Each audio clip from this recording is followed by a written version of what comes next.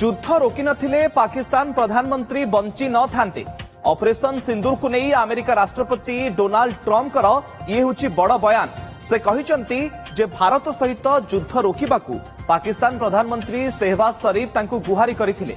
दुई देश मध्यरे परमाणु युद्ध होइतांता आ एहाकू मु रोकिली बोली कहिसंती डोनाल्ड ट्रम्प। युद्ध रोकी नथिले पाकिस्तान प्रधानमंत्री शहबाज शरीफ बंची न थांते।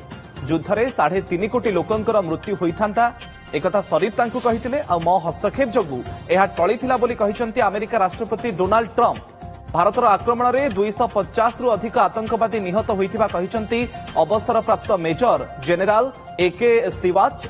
मे 9 और 10 तारिख राति भारतीय सेनार सबुठारु गुरुत्वपूर्ण आक्रमण थिला।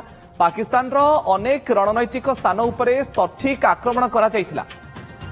राडिकी, मुरिदके, चकलाला, रहीमार खान, सकर, जुनियान, पस्तरूर एवं सियालकोट रे थिबा radar station, command and control centre एवं गोला बारूद डिपो गुरुतर भाव में ध्वंस होता।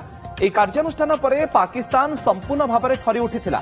भयर परिवेश एपरी थिला जे शहबाज शरीफ अंतर्जातीय सहायता पई अपील करथिले।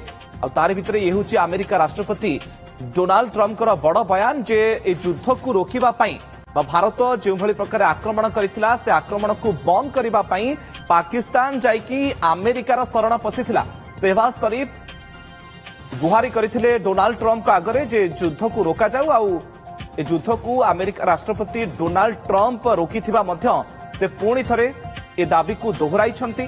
बारंबार ऑपरेशन सिंदूर को नहीं डोनाल्ड ट्रम्प बयान रखुचंती एवं युद्ध बंद करिवार क्रेडिट नउछंती डोनाल्ड ट्रम्प।